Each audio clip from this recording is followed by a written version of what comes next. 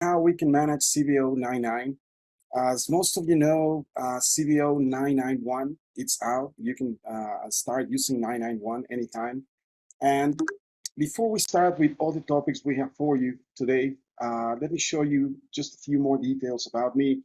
I've been certified as an NAI, NetApp Authorized Instructor since 2007, AAI since 2019 also. And here are some of my certs that I have. NCDAs, NCIEs, NAI, right? And the AWS Solutions Architect Associate as well, okay? Now, again, anytime you have any questions, let me know. You can use the chat window. You can open the mic if you want to as well.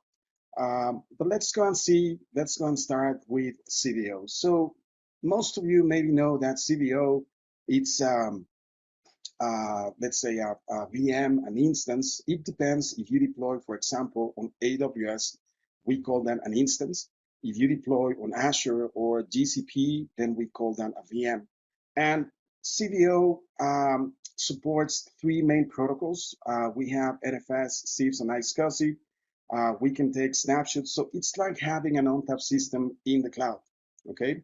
And NetApp supports the three major clouds for CVO. That means, again, AWS, GCP, and Azure as well. And we can do many things with CVO. We can take, again, snapshots. We can create clones as well. We can enable deduplication, compression, theme provisioning. And of course, we can replicate, let's say, CVO to CVO, or on-prem to CVO, or CVO back to on-prem if you want to, since CVO supports SnapMirror and SnapVault. Now, what's the capacity of CVO? And we have a few changes now on the capacity. When 991 came out, that it was like, I might say a month ago, they have, NetApp offers 2 more licenses. You can get, as you can see on the screen, and let me go and highlight that for you, there is a freemium license, okay? That freemium license, that means that you don't pay for a license, a CVO license. Okay, but for example, if you deploy on AWS, then you have to pay for the EC2 instance that you are using for CVO. But you can get 500 gigs without paying NetApp a license. The next one is the pay-go, 2 terabytes. You can see Explore Standard, 10 terabytes. Then the Premium, 368 terabytes. And if you go with a node-based license, or a capacity-based license, you can go over 368 terabytes. Those 2 licenses, the node-based and the capacity-based, you need to buy the license from NetApp, okay? And if you get the license from NetApp, your CVO can be 368 terabytes per license, okay? And then once again, the capacity license that just came out in 991, you can go with 2 petabytes, okay? That's brand new, it just came out. And 2 petabytes, I think it's great for CVO. Now, before we get to the management, let's go and see a few updates on CVO. And the last update, it was this month. You can see, again, we have the capacity-based license. The BYOL stands for Bring Your Own License. That means that if you buy the license from NetApp, you can bring your license and then you can install the license on your CVO. And then once again, you can get the freemium license as well. You can have up to 10 freemium systems if you want to. And once again, you still have to pay for the VM or the EC2 resources that you need for CVO, but you pay nothing to NetApp. Okay, so 500 gigs, and you can have up to 10 freemium systems, and that came out July 7th, so earlier this month. A few more updates.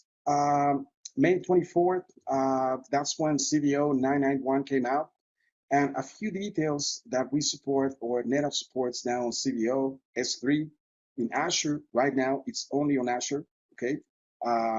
Enhanced performance in AWS and IO2, so you can boot in AWS as well. Now, if you're interested, I can give you a link so you can see all the release notes. We get updates almost every single month. And if I show you a few more updates, let's say April 21st, you can see that we can have now up to 24 SVMs. We used to have only 12 SVMs before April 21st. Now you can have up to 24 SVMs, okay? Like, let's say 6 months ago, we used to support only one SVM. Let me see, I have a question on the chat. Is there a difference in the capacity-based licensing for, it says 2 petabytes and up to 6 node license applied to a single node? Is the capacity license available for CVO-HA? Yes, you can enable the capacity licensing for CVO-HA. And right now,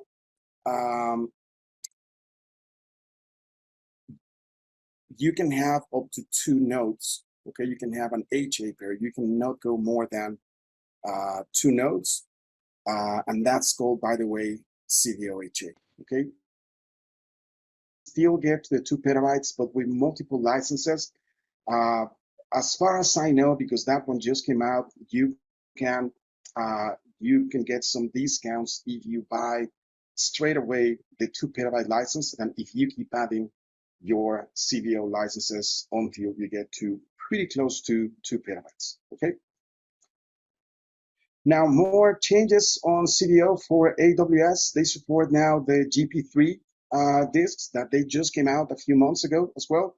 They used to have only GP2. Now you can go with GP3. And the difference, the huge difference between GP2 and GP3, if you know what's GP2, right? GP stands for general purpose SSDs. With GP3, you can choose a number of IOPS. Okay, you can say between, let's say, 2,000 and 6,000 IOPS. It's kind of cheaper than GP2, and that's the one that NetApp supports for CVO in AWS. They don't support SC1 anymore. And if I show you a few more details, they support now a few more EC2 instances, okay? I won't go through all the details. Just make sure that when you choose your EC2 instance, it supports the number of IOPS and the bandwidth that you need on that CVO as well. Now, 991 also, again, they support now S3 in Azure. That means that CVO supports NAS, SAN, and object storage. And with S3, you can create a bucket, like an object store, let's say, then a bucket, and then you can start saving objects in your CVO, okay? So that's something they support once again in Azure, okay? Not AWS and not GCP for the moment. More changes in Azure. They support a few more VM types. They also support now 24 SVMs. The previous limit was 12 SVMs as well. And if you're interested on how to deploy CVO, we have training for that. We have a 3-day training on how to deploy CVO in Azure, CVO in AWS as well. And I think the interesting one, or the most interesting one, it's the CVO for Azure, the training. Why? Because we show you how to deploy CVO using APIs, using PowerShell. We use Terraform, so we can start with automation. And with Terraform, for example, we show you how you can deploy, how you can create a VNet, subnets. So all the resources that we need on Azure, we deploy them with a script. Okay, so very interesting training. I will give you a few more details on that training by the end of the webinar. Now, if you want to go with CVO 990 or 991, you should have at least Cloud Manager 394. Okay, Cloud Manager, it's the best way to deploy CVO. Even though you can deploy CVO by the marketplace, you can go to the Azure or let's say the Cloud Marketplace, and then you can deploy from the marketplace. But it's way easier, it's way faster if you deploy CVO from Cloud Manager. And I will show you a few more things that we have to do with Cloud Manager. But once again, if you want to go with 99X, you need to have at least Cloud Manager 394. I will give you a few more details on things that we can do with Cloud Manager. And we have improved write performance in all the cloud providers and in all the configurations as well. Okay, so you're going to see a better performance when you deploy your CVO. Now, About the upgrades. So what happens if you want to upgrade to, let's say, 991? Okay, you want to go with 991, you should have at least 990 or 98. If you don't have 98, or let's say you have 97, you can get to 98, 990 maybe, and then you can go to 991, or you can start fresh with 991 if you want to as well. Okay, most of the times, the way you can upgrade, or let's say NetApp supports, if you upgrade from the 2 previous versions. Okay, so that's why 990, 98. Okay, and then you can go to 991. Now, if you have a single node, a single CVO, and you upgrade, that upgrade might take around 25 minutes. Okay, so that means that it's disruptive. You won't have any IO on those 20-25 minutes. And if you have a CVO-HA, then you can upgrade your node 1. Then we take over from the second node. Once we get back node 1, we can give back, and then we do the process on the second node. So for CVO-HA, the upgrades are non-disruptive. Okay. Now, let's go with Cloud Manager. Cloud Manager, that's a very easy GUI that you can use. And with Cloud Manager, we can do the CVO management. We can create volumes for CVO. We can expand aggregates. We can create aggregates as well. And the CVO updates, they should be done by Cloud Manager. I will give you more details on that by the end of the webinar. But Cloud Manager, by the way, it's, let me see. Okay, yeah, Cloud Manager, it's another VM, or let's say an EC2 instance that you have to deploy. And you have to pay for the VM. Okay, you pay for the VM or EC2 resources. Okay, but you pay nothing to NetApp. Okay, it's free from the NetApp side. You pay nothing, no license for Cloud Manager. But when you deploy Cloud Manager on your cloud provider, okay, then you pay for the VM resources. Cloud Manager, by the way, can also be deployed on-prem. If you want to deploy Cloud Manager on-prem, then you can go and you can do that from the support side. You can download the VM image, and then you can deploy Cloud Manager on-prem. Okay. Now,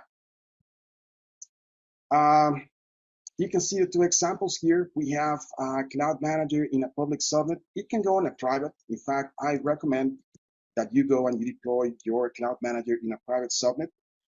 If you deploy on the public subnet, you get a public IP, okay? And you need to be careful with the security, the users, the passwords.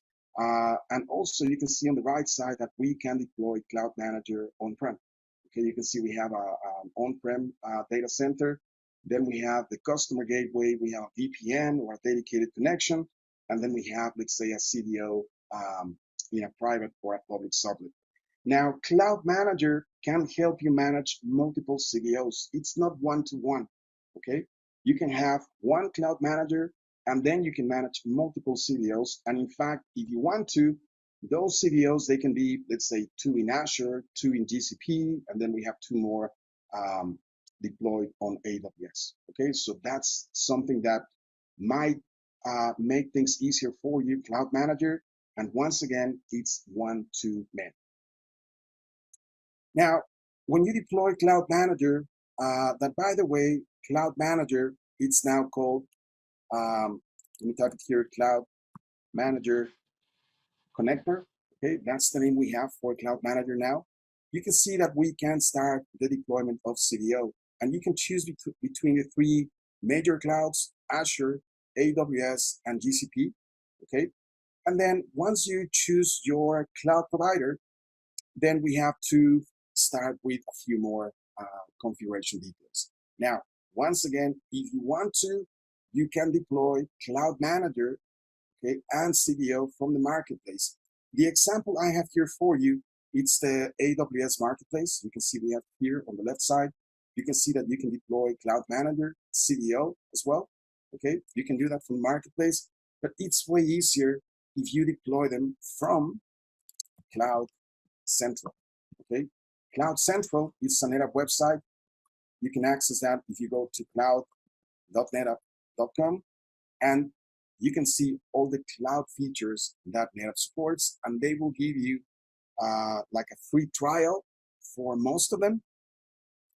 And when you create an account on Cloud Central, okay, let me just get that back here so you can see that, then you can deploy the connector. Okay, of course, we need to have the keys or the users, the passwords, the IAM roles, so we can connect to the cloud provider, and then we can deploy. Now, we have a few things that we have to create before we can deploy Cloud Manager and CVO. I don't go with all the details today. We have a previous webinar, and we might have that webinar in a few weeks more, so you can see all the resources that you need to deploy CVO. Okay, so check the QuickStart website so you can see if we have any more webinars for you.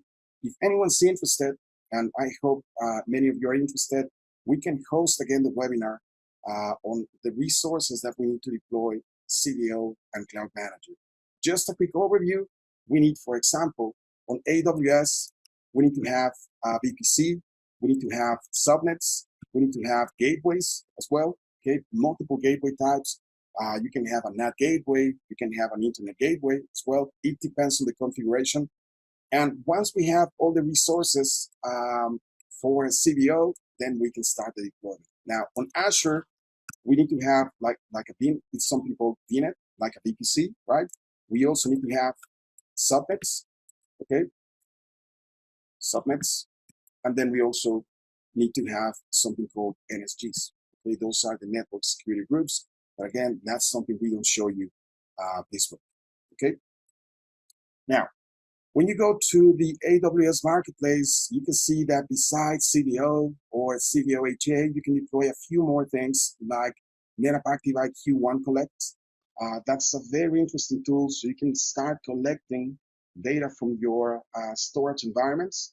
You can see it says migration assessments. You can plan, you can troubleshoot, and that's another free tool that you can see it's free tier eligible that you can deploy from the marketplace. When you go to the marketplace and you click, let me go back here. Let's say you go and you click on, let's say CVO, and you click on select, they will give you the pricing details. You can see that they offer you all the information here. And as you can see on the right side, they give you the price for the software. Okay, that's the NetApp license, the price for the EC2 instance, and then you can see the total price on the right side. Okay, so it's very easy to see pricing. That might change, of course. That depends on the cloud provider, and that depends on NetApp as well. And even though you might see, for example, here that the latest version is 9.7p5, they will give you also right now. You can also go and you can deploy 991. I took the screenshot, I might say, like 3 weeks ago. And even though we already have 991, it still says 9.7p5. Okay, but you can deploy 991 or any 9.8, 9.9 if you want to as well. Now, I'm showing you here the Azure Marketplace. You can see you can get also a free trial on CVO. You can see here we have a few more NetApp features like the global file cache feature. We have here the virtual desktop service. If you scroll down, you can see Cloud Manager as well. And again, it can be deployed from the marketplace. Right now, I'm showing you here Cloud Manager. Important things that you need to remember when you are going to deploy on Azure or AWS or GCP, you have to subscribe, okay? It's not that you are going to get thousands of emails. In fact, you get nothing, okay? You just need to subscribe and accept the legal terms, and then you can start your deployments of CVO and Cloud Manager. Now, let's say that we have now the Cloud Manager connected. Okay, you can see here we are connected to Cloud Manager. You can see we have here the connector. Okay, it's my connector 1. And then if I go to Canvas and I click on create a new environment, now I can choose between Azure, AWS, and GCP. Let's go with AWS, for example. Okay, that's the example I have this week for you. And as you can see here, it shows you the ONTAP version that you can choose. At that moment, when I created let's say, when I took the screenshots, the latest version was 990, okay? So let's say that we go with 990, you can change the version now to 991 again. You can go back to, you can still go with 998, I think 97 as well. And then you can see they give you the license options, Explore, Standard, and Premium, okay? Those are the pay-as-you-go licenses, okay? If you want to get the license from NetApp, there's another process that we have to go through. So we can import the license or we can install the license to your CVO. Let's go and choose here the standard. And then when you choose the license type, then you can choose the VM or the EC2 instance type. For example, here we have an R5 2x large, and you can choose the instance tenancy as well, okay? Now, once again, you have to go to the AWS websites or Azure website, and then you can check the instance or the VM details. So you can see how many CPUs, the size of memory, the bandwidth, how many IOPS they support as well, number of drives they support as well, okay? And once you know that, you can go back to Cloud Manager, you choose your instance type, and then you go and click on Continue. Once you click on Continue, then you can choose the disk type for your volumes. For example, GP2, GP3, SD1, IO1, right? Right now, we are going to create a 1 terabyte drive. And if you choose, for example, GP3, you can choose the IOPS value. If you choose GP2, you can get, let's say, 16,000 IOPS. But with GP3, then you can choose, you can see they say here, dynamic performance. You can choose the number of IOPS, and you can choose the throughput in megabits per second. Once you choose that, then we can go with some pre-configured packages for small workloads, databases, a cost-effective DR, or the highest performance for production workloads, okay? And then you can see that based on the license and based on the package that you choose, you can get, for example, up to 368 terabytes with the license that we chose before, or you can just go and click on create my own configuration, and then you can choose your own settings.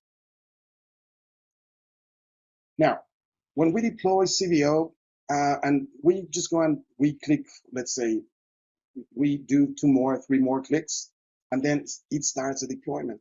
The deployment, by the way, of CVO, okay, the single node, it takes around, let's say, 25 minutes, okay?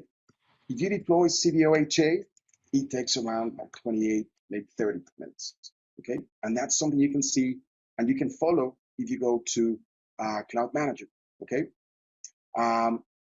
You can see all the details, you can see what's happening on the background. And we use, by the way, automation so we can deploy CVO on a public cloud, okay? For example, when you go with AWS, we use CloudFormation on the backend. And you can see a few details that we do on the backend. If you click on all services, you click on timeline, and then you can see a few more details. Right now, I have here on the screen, I have a CVO-HA, I have a CVO-1, I have an S3 bucket as well. I have an on-prem system, right? Now, once again, if you have the keys or the credentials, you can go back to Add Working Environment, and now you can deploy a CVO in Azure, for example. And you can see them all here, and you can manage them all from the same Cloud Manager. So again, it's one-to-many, not one-to-one, as some customers think. You can see on the right side, we have a summary. We have one CVO, we have one CVO-HA. You can see the allocated capacity. We have an on-prem system, okay, and we have one bucket as well. Okay, so things that we can do with Cloud Manager. If I go to my, for example, CVO-1, I can see many details on my CVO-1. I can see how many volumes do I have. I can see the cost. I can see my replications that we have as well. And if you have, for example, if we have or NetApp has a new version for you, you can see they have a legend here. There's a new version. Let me go and highlight that for you. Okay, and then you can just click on upgrade now, and then you can start the upgrade of your CVO. You can see I have here an NFS Vol1. I have a SMB saves volume as well. You can see the capacity. It shows you this type. For example, we have GP3, we have SD1, I have a GP2 as well here. It shows you if we have tiering enabled or disabled. For example, here I have tiering enabled to my S3 bucket, okay? And then you can see if we have backup enabled or disabled. Now, we have a few more options here, but I will give you a few more details on those options. But I might say one of the most interesting ones is the ransomware, okay? Let me type it here, ransomware protection. When you click on ransomware, you have to enable two things, okay? Ransomware, it's based on two features. One, snapshots, and two, something called F-policy, okay? And that's the way that we can block extensions, okay? File extensions, okay? We just move that so you can see that easier. And with both of them, then you apply and you can enable your ransomware protection. And that ransomware protection, by the way, it's completely free. You pay nothing. It's just an add-on service. It's another feature, and then you can start using your ransomware protection. Any questions so far, anyone? Just let me know anytime. Now, if I go to my CVO volumes and I choose my, for example, NFS Vol1, and I see more details on my NFS Vol1, you can see it shows me again GP2, it shows me the name. I can clone, I can restore, I can take a snapshot. But if I click on mount, for example, even though it might be a saves volume, it says also mount. It shows you the mount command. It shows you what's the IP address of your CVO. It shows you the path to mount that NFS Vol1, and then you can just copy. You can modify the destination location, and then you can mount pretty easy your CVO. Okay. So we can do many things, as you can see, with Cloud Manager. All the things I'm showing you here are done through Cloud Manager. Now, if I go to my CVO HA, I can see my volumes, just like a CVO, right? I can see my HA status as well. And you can see I have here node 1, node 2. I have the mediator that it has a connection to both 1 and 2. And the example I have here for you, it's a CVO HA on AWS, and we have 3 ACs, okay? You can do that if you want to. You can deploy in 1 AC. That's one logical, let's say, location, or you can deploy in 3 multiple ACs, okay? So you can protect if one AC, for example, if US East 1B goes down or they have a connection issue, you still have another node in US East 1A, okay? So we have 1A, 1B, and 1C. It shows you what's the IP address, and that's the way we can see the CVO HA. Again, it gives you some cost details. I won't show you the cost details because I just deployed those CVOs and CVO HAs for a few hours, and it won't give you a lot of details about cost for just a few hours. But if you keep them running for maybe a week, maybe a month, then it will show you your cost details, okay? Now, more things we can do with Cloud Manager. We can start the replication. How we can do the replication? I can just go back to my, you can click on Canvas here. It shows you all the CVOs, the CVO HAs that you have, your S3 buckets. It shows you your on-prem if you want to as well. We have to discover them, by the way. And once you discover and once you see all the CVOs or on-prem systems that you need, then you can drag and drop. You select the source, okay? Choose a source, drag and drop to the destination. For example, here, I'm going to replicate my on-prem to my CVO1. So I drag and drop the source to destination. And once I do that, I have to configure my replication policy. You can see we have many policies created by default. I clicked on additional policies, and you can see we have here an async policy. We have a snap mirror, latest snapshot policy. We have mirror and backup with a 1-year retention. And by default, with the policies that we have within Cloud Manager, you can keep your data for 7 years.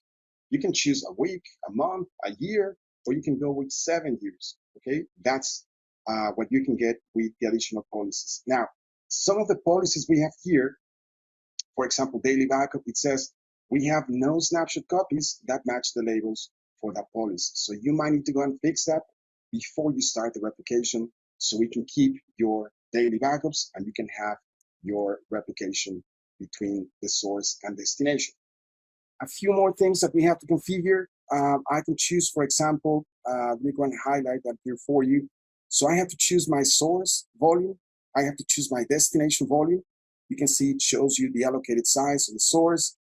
If it's thin or thick, I can choose the volume disk type for the destination. If it's going to be thin or thick, I can choose my destination aggregate, SVM, the max transfer rate, the policy, and the schedule. Guys, it takes 2 minutes, maybe less than that. And once you choose your settings, you click on go, and then it starts the replication for you. Okay? And this is the way that we can see the replication between my on-prem and CVO.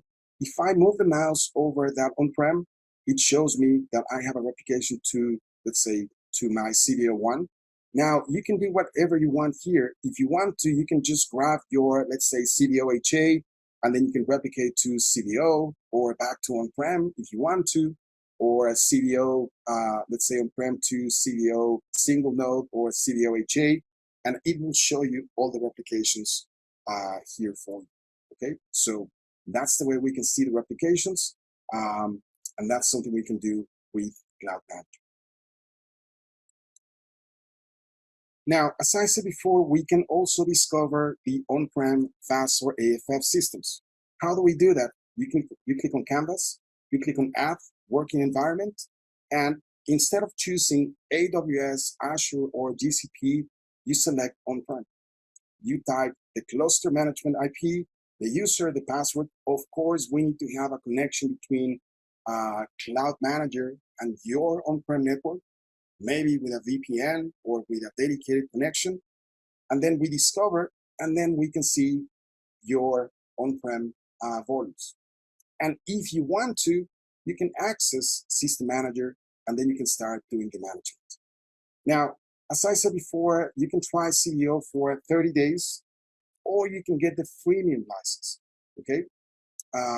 That just came out once again in 991. And these are the steps so you can deploy CVO. You can set up the networking. That's on the cloud side. You have to provide the required permissions to access the cloud provider. Then you can start, you can deploy the Cloud Manager connector. Then you can deploy your CVO, and then you can start with your management. Now, those are some of the things that we can do with Cloud Manager. Okay, now let me go back before I keep going, before I go to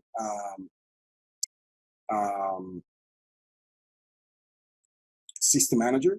Okay, and if I go a few slides back, one of the interesting things that we can also do here is that we can schedule CVO.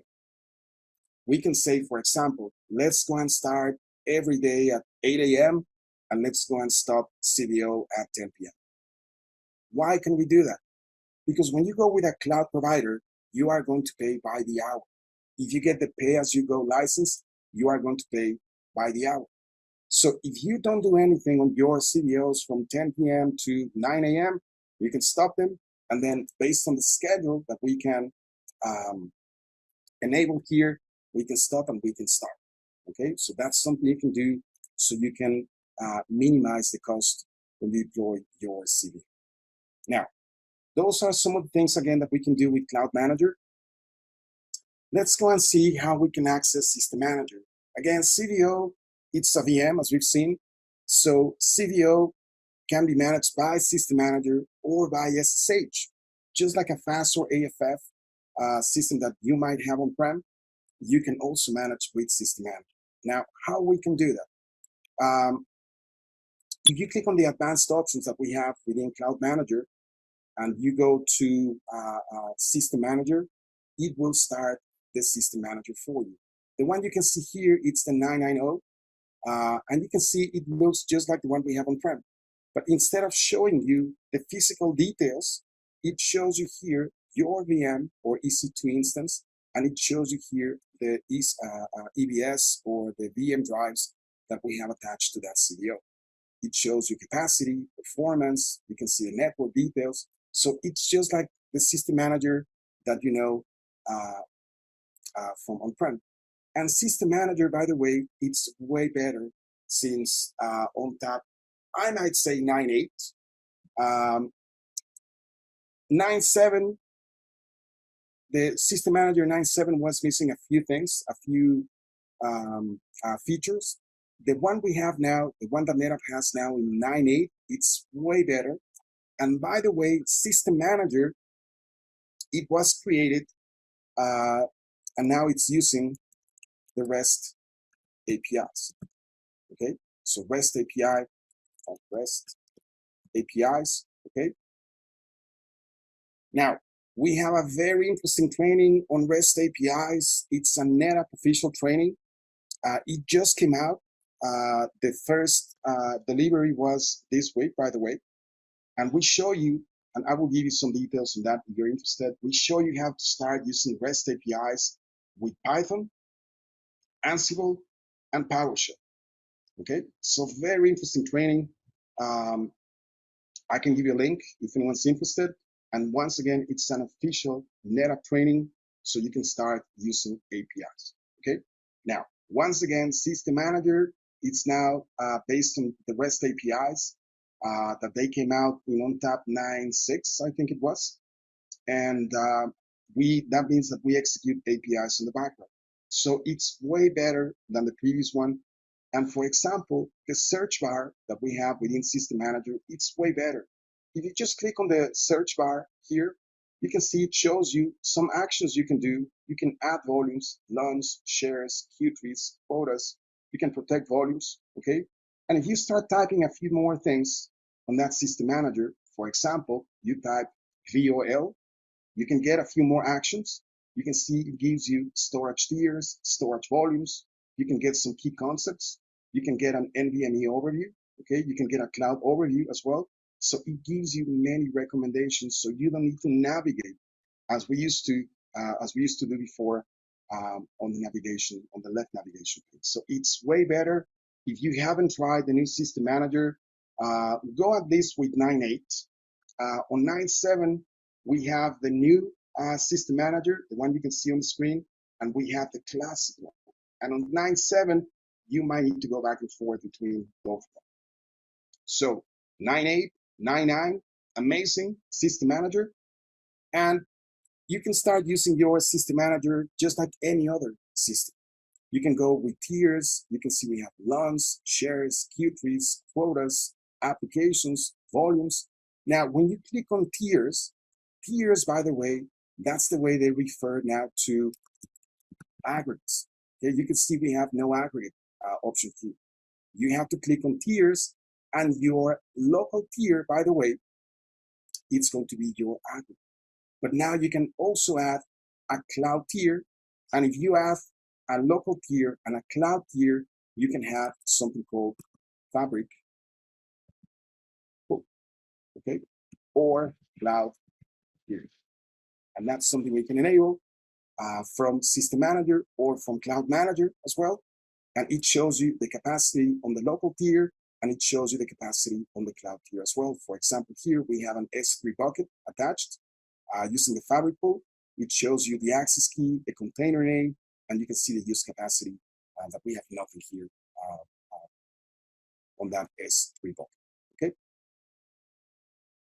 You can see your volumes. There's a different view for volumes now.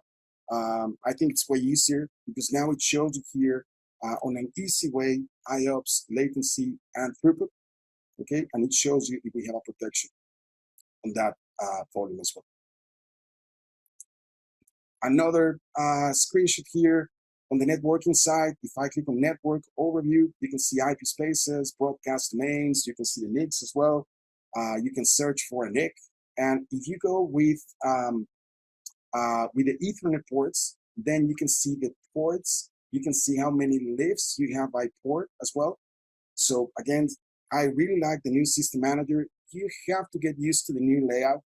They have a few changes in the left navigation pane, but I think it's still easy to use, just like the one that we had a few versions ago. Okay. Now, CVO use cases, we have like maybe 8 more minutes. So CVO use cases, you can use CVO for file shares. You can extend what you have on-prem to CVO, or you can replace what you have on-prem with a CVO. I know some customers that they replaced a few on-prem systems, NetApp and some other companies, and they replaced them with a CVO or multiple CVOs, in fact. Okay, so replace or extend your on-prem NAS with CVO. You can do development and testing. That's something we can do with FlexClone.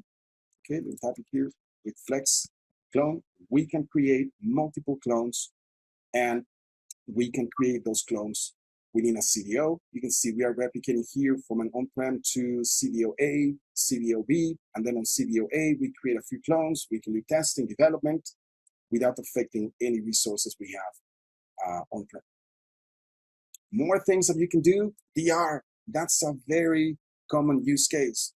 You can, let's say, you can enable the replication from your FAS or AFF to CVO. And then if your on-prem site goes down, or a node goes down, or the communication fails, or something happens, you can fail over to the cloud. Okay. The example we have on the right side, we have a CVO with EBS, the 3 protocols that CVO supports, and you can deploy again CVO for DR. And then, of course, we can do a multi-region replication. For example, we have one region, we have one CVO. Let's say this one, it's going to be called my CVO1. Okay. Then we have here a CVO2, and then we have a CVO3 on a different region. So I can replicate CVO1 to CVO2 if that's the primary. I can backup or I can DR in my CVO2, and then I can have another replication to a CVO3. Just in case my region 1 goes down, they never fail, or they almost never fail. You never know, right? I have a replication.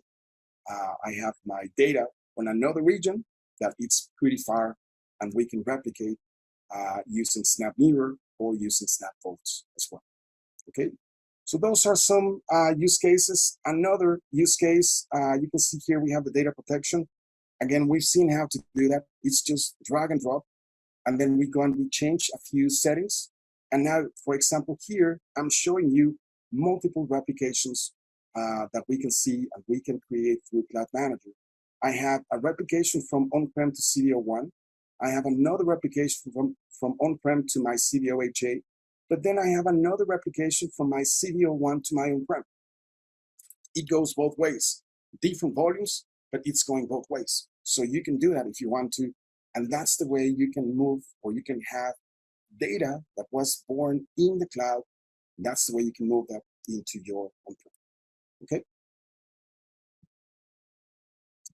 Now, data tiering, you can enable that also. For example, when you go with AWS, we can enable that on the CVO. So you can tier from CVO to your objects storage. For example, when we go with AWS, we can tier to S3, okay? And it can be standard, infrequent access. We cannot tier to Glacier, by the way, because Glacier takes a while to get data back. We can tier to any S3, let's say, option besides Glacier, or Deep Archive Glacier as well. And if you enable your data tiering from Cloud Manager, then Cloud Manager creates the bucket for you. You don't have to create the bucket. It's done by Cloud Manager, and then we start tiering the inactive data to your S3 bucket. And this is the way that we can see details on tiering. You can see I have an S3 bucket. You can see the bucket name, it's a unique name. Every single bucket worldwide needs to be unique. And Cloud Manager takes care of that. You can see I have 3 buckets. You can see the permissions I have within a bucket. You can see that I have tiering on 2 of those 3 buckets, okay? And you can see it shows me access and storage class, and that's how I can identify all the things that we have on S3 as well. Now, data tiering on AWS, we have, again, the source, the primary, let's say, can be GP2, IO1, SD1. The S3 bucket can be standard infrequent access for one zone infrequent access. If I show you the exact same details, but now for Azure, you can see on the blob container, on the blob storage, we can have the hot storage tier, the cool storage tier, and then we can tier from the premium or standard drives. Okay, at some point, Azure, by the way, I haven't checked lately, by the way, but they will have ultra SSDs. Amazing performance, at least 2-3 times the number of IOPS you can get with premium SSDs right now. Okay, and NetApp will support that when they get released. Now, some things I told you at the beginning of the webinar, disks and aggregates, they must be managed from Cloud Manager. Okay. Don't do that from System Manager. Don't do that from the CLI, because if you do that, okay, then you can impact your system. Okay, so disks and aggregates, they must be managed by Cloud Manager. I've showed you the upgrade nodes, right? That you have to go from 9.8 to 9.9.0, or again, let's say 9.9.0 to 9.9.1 as well. And by the way, Cloud Manager, it's a must. Okay, it's a must for CVO. Why? If we, let's say, we don't have a Cloud Manager, okay, if we cannot access a Cloud Manager for, let's say, 4 days, your CVO goes down. Okay, so always you need to have your Cloud Manager. And a few more details, some features that CVO does not support. And I just updated that content this morning. They don't support aggregate inline duplication because we don't have access to, let's say, the aggregates, right? Even though we can create one, but it's not like the ones we have on-prem. We don't have a disk maintenance center because we don't manage the drives. Sanitization, fabric pool mirroring, flash pools, interface groups, intra-node leaf failover, metro cluster, S3, only on Azure, and there is no need to go and choose a RAID type. So CVO has no RAID 4 ADP or tech. We use RAID 4. And the reason why, it's because the drives that we get for CVO are provided and managed and protected by the cloud provider. They might have RAID 4, 5, 6, 3, 10. We don't even care the RAID type they use. So when you create an aggregate for CVO, you are going to see RAID C. So we don't have another protection on top of the protection they already have from the cloud provider. Okay, so some of the things that CVO does not support. Now, that's something you can find on the release notes. And the release summary, 991 RC, it came out May 2021. Now we have the GA. 990 GA, April 2021. 98 GA, earlier this year. 97 P6, August 2020. And we might be expecting 992 maybe by November this year, October, November this year.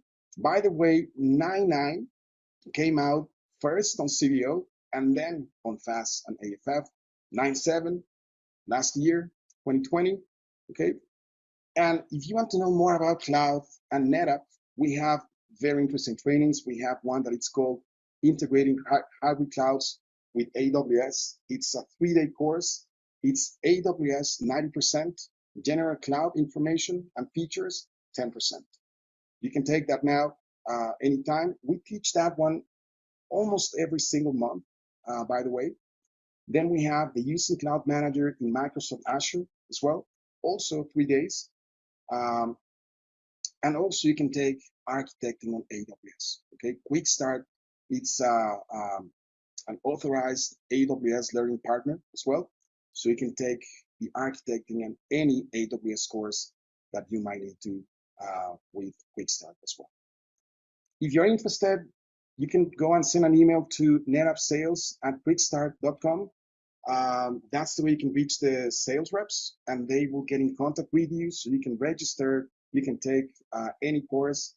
And of course, since we are now still at home, or we should be at home because of the pandemic, we are teaching online only. Okay, so you can take any course. And by the way, the first two, in fact, the 3 courses that we have here that I show you here, we connect to the real consoles. We connect to the AWS console, to the Azure console. On the first 2, we create a VPN, for example. And I didn't add one more that I think is very interesting. It's the API, the REST API and automation for ONTAP.